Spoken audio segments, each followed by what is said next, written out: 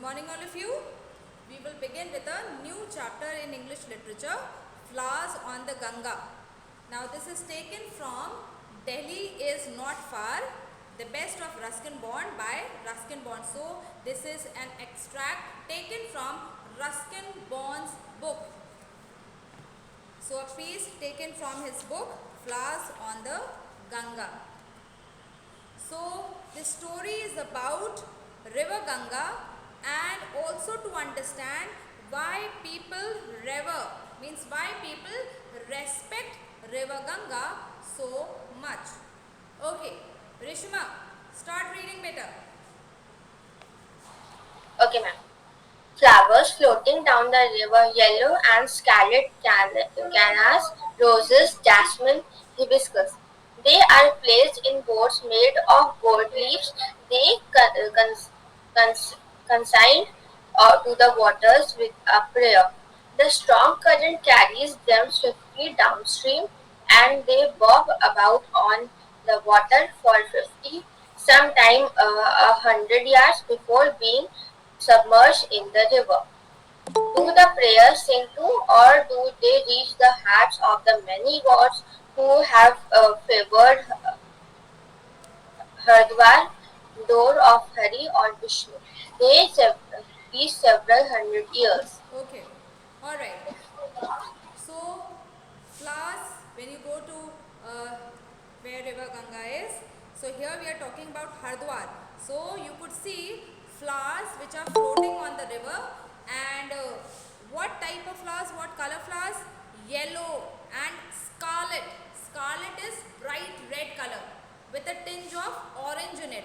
Okay, so bright red color, and different types of flowers are there. So we had cannas and roses and jasmine, hibiscus. So we could see all these flowers there, and these flowers are placed in boats, but these boats are made of leaves, broad leaves. You can see in the picture here. Yes, you have your books with you. Yes, ma'am. So see, boats Yes, made ma'am. up of Yes, leaves. ma'am. So these flowers are placed in boats which are made of leaves and then consigned to the waters. Means after putting these flowers in the boats made of leaves, they transfer it to the water, and while they transfer these boats of flowers to water, they do it with a prayer. So with a prayer in heart, they transfer it to the water, and then the strong current of the river, it takes the flowers downstream. Obviously it cannot go upstream, it is coming down from the mountains, so it will go obviously down to the plains, and so the strong current, it carries it downstream, and they bob about, means they move up and down with the flow of the water. So they go up and down on the water, sometimes for 50 yards, sometimes for 100 yards, before they are submerged in the river. Means before the flowers are covered with water and submerged, they are drowned in the water. Do the prayers sing too, or do they reach the hearts of the many gods who have favored Hardwar, door of Hari or Vishnu these several hundred years? So the question is that only the flowers they sing, or the prayers of the people they also sing in these waters, or the prayers, do they reach the hearts of the gods who have favored Hardwar? The word, it means door of Hari or door of God or door of God Vishnu, those gods which have favored Haridwar for several hundred years. So the question is whether along with the flowers the prayers also sing, or the prayer they reach to the gods. Yes, Shab. The river issues through a gorge in the mountain with a low booming sound. It does not break its brand until it levels out over the flat plains of Uttar Pradesh and Bihar. It is fast and muddy, but this does not deter thousands from descending the steps of the bathing ghats and plugging into the cold, snow-fed waters, for the Ganga washes away all sin. Okay. Now the river, it issues, means it comes out through a gorge in the mountains. Now what is the gorge? It is a, see, a deep narrow valley very sharp, steep, high sides. So the river, it comes out through a gorge in the mountains, and when it falls down, it comes down with a low booming sound, very high sound, and till the time it does not reach the plains. So it moves along with its bank only. But once it comes on the flat plains of Uttar Pradesh, then it can even flow beyond its banks. What are the banks? The natural boundary of the river. Yes, on both the sides. So till the time it does not reach the plains, it stays within its bank. But on the plains, then sometimes it breaks its banks also and flow in other places. So it is fast and muddy while coming down from the mountains. So the flow of the river is very fast, and the water is also muddy. But though the water is muddy, but still it does not deter, it does not stop the thousands of people who come down, descend, who come down the steps of the bathing ghats, and those who take a dip, plunge means who take a dip in the cold snow fed waters, because it is coming from the mountains, snow covered mountains. The river descends from that, so the water is also cold. Why snow fed? Because the river is fed from the snow which is on the mountains. It melts, it comes down, and the river is there. That is why it is a perennial river throughout the year. And so, for why the people are not deterred, why they are not discouraged, means though the water is muddy, though the water is very cold, but still why the people are not discouraged to take a dip in the water. Why? Because it is considered that the waters of Ganga, they wash away all sin. Yes, Alokik, read. Says the Mahabharata, to repeat her name brings purity, to see her secures prosperity, to bathe in or drink her water saves 7 generations of our race. There is no place of pilgrimage like the Ganga, no god like Vishnu. Almost every child knows the story of how the Ganga is descended from the heaven. Okay, so in the Mahabharata, what is written? That to repeat the name of Ganga, it brings purity. Means when you repeat, it will clean you, it will pure you, make you holy. To see her secures prosperity, and if you see the river Ganga, then it will bring you prosperity, it will bring you money and prosperity. To bathe in, and if you bathe in Ganga or drink the water of Ganga, then it saves 7 generations of a race. So if anyone, it is believed according to the Mahabharata that if anyone takes a dip in the holy waters of Ganga or they drink, then 7 generations of their race, they are saved from their sins. And there is no place of pilgrimage like the Ganga, and no god like Vishnu according to Mahabharata. And now they tell the story about how Ganga, it descended from heaven. So they say that every child knows the story of how Ganga, it came down from heaven. Yes, Ridhima, you want to read? Anyone who wants to read? Ma'am, may I? Yes, Aditi? Ma'am, may I? Yes. For 1,000 years, King Sagar's great-grandson stood with his hands upraised, praying for water to enable him to make the funeral oblations for the ashes of his 60,000 grand-uncles. Almost all the gods were involved in the affair. Finally, when the waters of the Ganga were released from heaven and the river reached the earth, the prince mounted his chariot and drove towards the spot where the ashes of his kinsmen lay.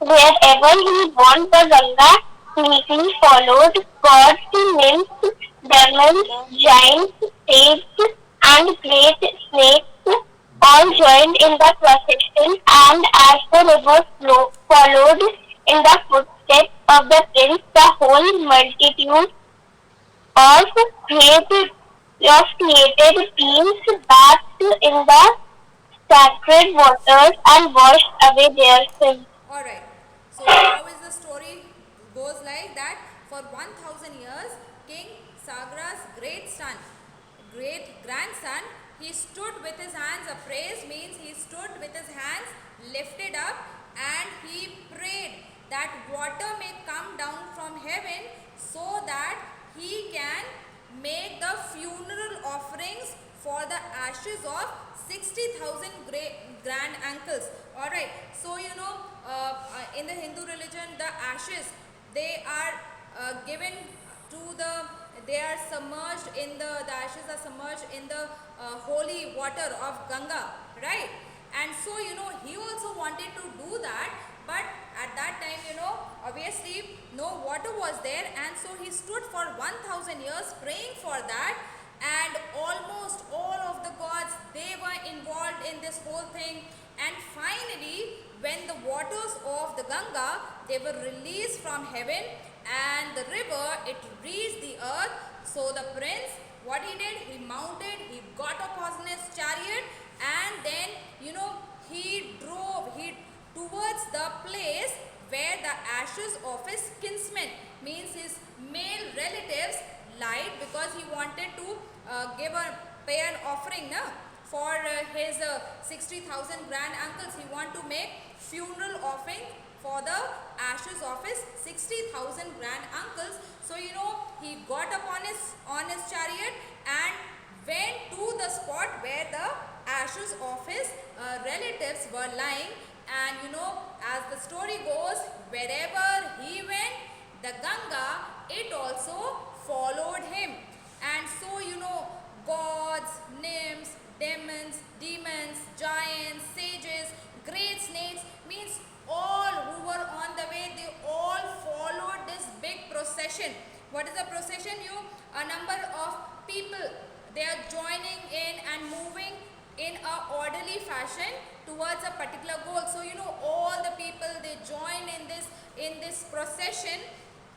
And so as the river followed where the chariot was moving. So river followed the footsteps of the prince, and the whole multitude of created beings, means so multitude is a large number of people, so a large number of created things. Now here all these created things, they bathe in the sacred waters of the Ganga and washed away their sins. So as the prince, he was riding in front on the chariot, and behind him was the river Ganga following him, and in the waters of the Ganga, so many people, those who were on the way, all joined in and all were bathing in the sacred water of the Ganga to cleanse them away from their sins. Okay, yes, who will read now? Mom, me. Yes, beta. Ma'am, here. Mom, can I? Mom. Yes. Excuse me, mom. The multitude that followed the prince could be the same multitude that throngs the river front today. I see no one who is not delighted at the prospect of entering the water. Ganga Mai ki jai. The cry goes up mostly from the older people who have come here, many for the last time, to make their peace with the gods. Only their ashes will make the trip again. Alright, so what the writer is saying, that the multitude means the large number of people, the large group of people that followed the prince that day. Now it could be taken as the same multitude, same group of people, large number of people that come to the river fronts today, means throng, present in large numbers. So we can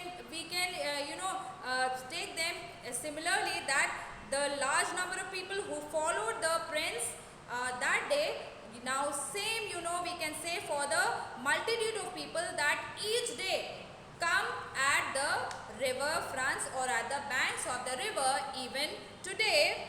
And why? Because the writer is saying that I see no one who is not delighted at the prospect of entering the water. So he says that I don't see if there is anyone who is not happy at the possibility of taking a dip in the holy water. So he said that everyone is happy, all right, with the thought of taking a dip in the holy waters of the Ganga.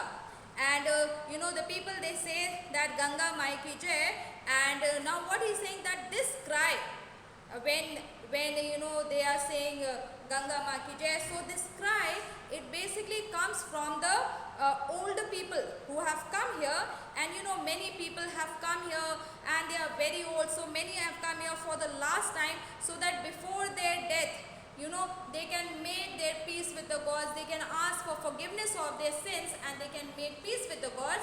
And after this time, the next time, the trip will be made only by their ashes, and they will not make the trip again, but the next trip would be made only by their ashes. And so they continue to say that it is a big crowd, means we are now in present, we have the old story is stopped now, and they're saying that now if we talk about today, so each day at the banks of the river Ganga in Haridwar, a big crowd it gathers. And so although this is just an ordinary day of the week, so though it is just an ordinary day, it is not a special religious function, but still there are still so many people, and every day is a good day to take a dip in the rivers, in the waters of the Ganga. But whenever there is a major festival like the Baisakhi, then big huge arrangements have to be made, special trains are there, and police troops, they are strengthened, reinforced, means more police officers are strengthened, more troops are sent there to take care of the great influx, great arrival, because so many people arrive in Haridwar at this time. So to take care of the great influx of the pilgrims, or the arrival or the entry of the pilgrims, so special trains are there, and special police troops are also sent to these places. And the number of pilgrims at the Baisakhi festival, it normally exceeds 1 lakh. So and this is per day. And during the Kumbh Mela, which is held every 12 years, there may be as many as 5 lakh present on the great bathing day. So on the main day of the Kumbh Mela, around 5 lakh people, they gather there, and this is 10 times the population of Haridwar. And when you realize that this town is surrounded by the Shivalik hills on one side, and there is river on the other side, and it has just one main street. Now that is with most hill cities, that you have just one main street, and then on the one side you have the river or a lake, and on the other side you have mountains. And so because it is set up in such a way, so it is not surprising that in the past years a large number of people, they had been crushed to death in stampedes. Why? Because the entrance to the ghats are narrow and the people are so many. So what is a stampede? Basically when a group of people, they suddenly start running in the same direction, maybe because they are excited about something, or maybe because they are frightened about something, or when a large number of people, they are trying to do the same thing at the same time. And so so many people together at the same place trying to do the same thing, the entrance to the ghats are very narrow. And so in the past few years, a large number of people has lost their lives because of that. Okay, so for today we will stop here. Have you all understood the story till now? Yes, ma'am. Yes, ma'am. Yes, ma'am. All right. Yes, ma'am.